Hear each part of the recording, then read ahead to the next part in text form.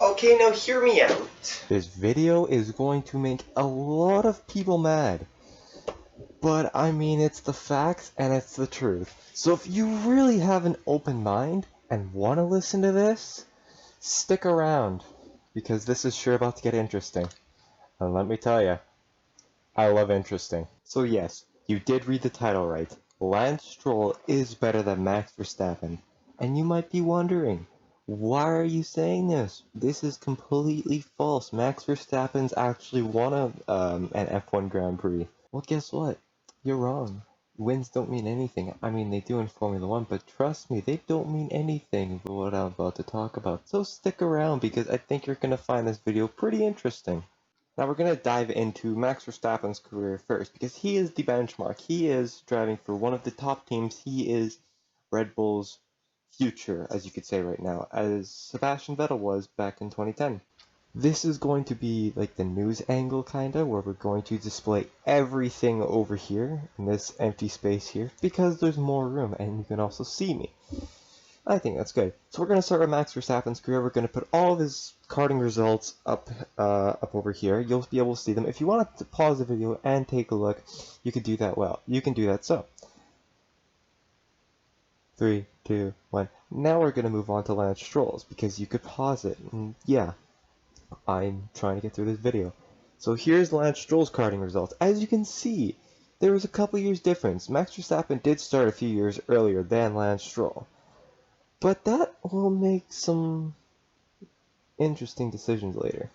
So Max Verstappen's car racing career in the open wheelers went in 2014, where he went from the karting championship to the Formula 3, and he competed in the Macau Grand Prix. Also, in the same year, Max drove an F1 car for the first time. So going from a kart to test driving an F1 car within a year. And nobody thinks that's bad.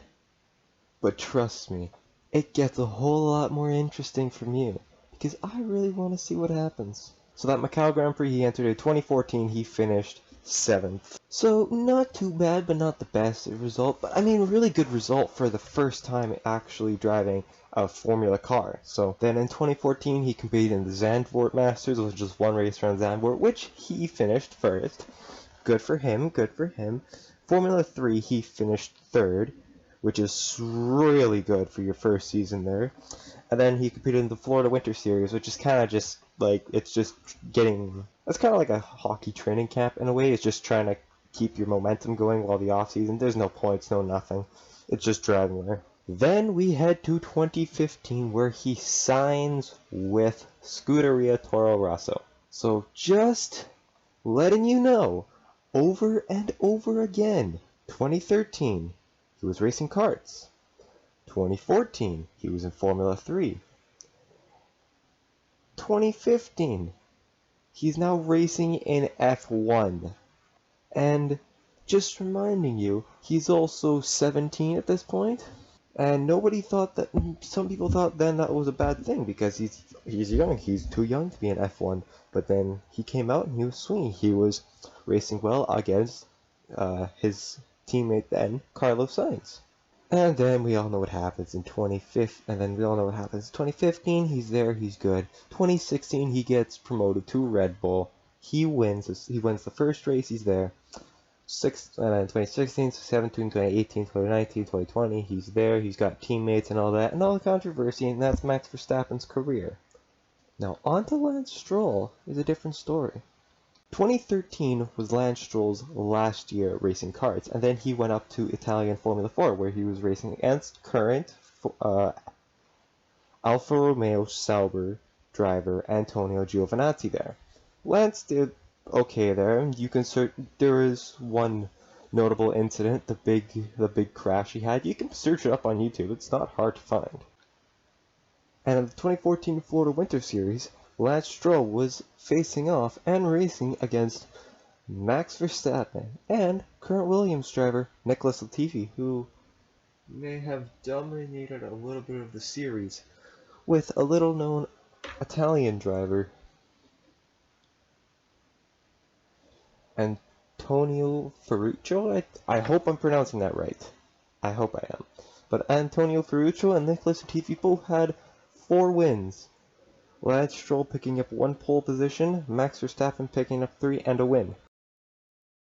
But he did do well getting 2 podiums for himself, which isn't bad. Then in 2015 he went to European Formula 3, competed at Macau, went to the New Zealand Series, which is now the Toyota Racing Series. It's on a couple it's the Toyota Racing New Zealand Series. So yeah, he competed in that. He came out first in that, which is pretty good, not gonna lie. Then this came, 2016, the year Max Verstappen went up to Red Bull.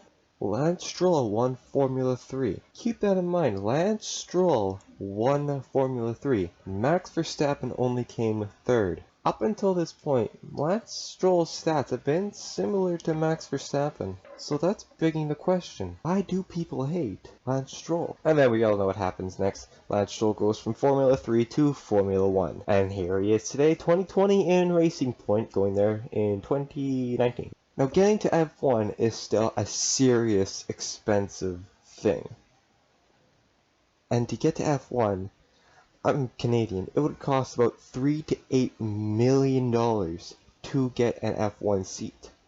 That's from your personal money, that's from sponsors, that's from any type of money you can grab. That's prize money, your money, sponsor money.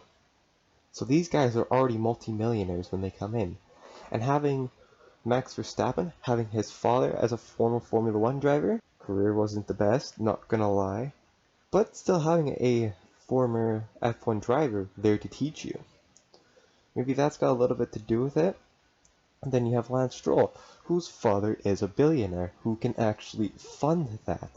And F1, ever since its creation, has been like, you need pay drivers, you need gentleman drivers. Motorsport is just filled with gentleman drivers, old men who will pay lots of money to drive a race car.